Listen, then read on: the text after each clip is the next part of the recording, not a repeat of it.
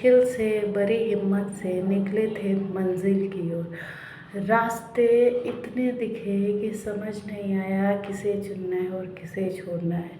करीबन 4 रास्ते मेरी नज़रों के सामने थे, उस पे से सिर्फ एक ही रास्ता मैं चुन सकता था, उस पे चल सकता था।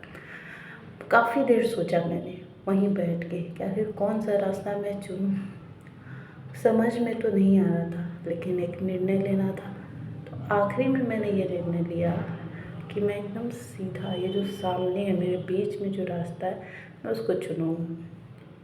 देखते हैं कि ये कहाँ लेके जाता है, आजमाते हैं, क्योंकि मुझे तो नहीं पता कि इसमें से कौन सा रास्ता मुझे चुनना चाहिए। तो अंधाधुन होके उसने वो रास्ता चुन लिया बिना कुछ समझे कि हाँ मुझे क्या करना चाहिए। सोचा उसने, लेकिन समझ नहीं पाया और एक तो उसे चुनना ही था, तो वो चुन के आगे बढ़ गया। और जब आगे बढ़ता गया तो रास्ता बहुत लंबा था, मतलब रास्ता ख़त्म हो ही नहीं रहा था।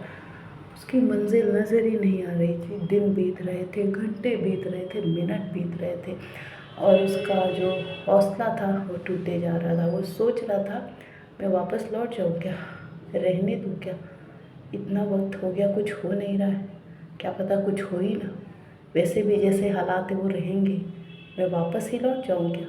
कम से कम अभी जैसे हालात हैं मैं उनसे वाकिफ़ तो हूँ, मैं उनसे ये वाकिफ़ तो हूँ और वो हमेशा मेरे साथ रहेंगे।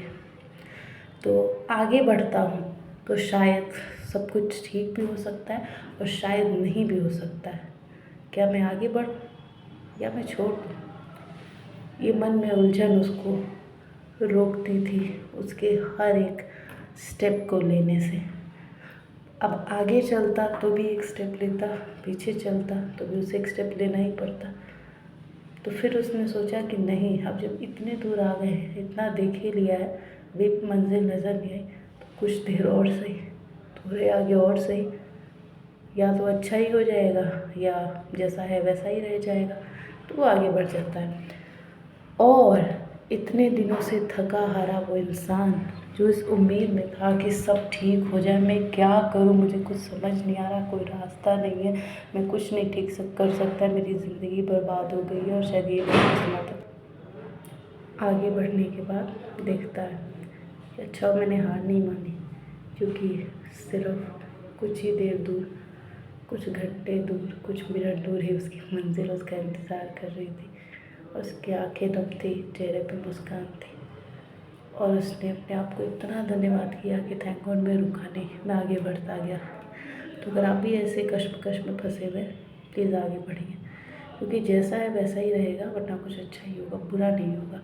So move forward, don't move back. Right, like share and subscribe.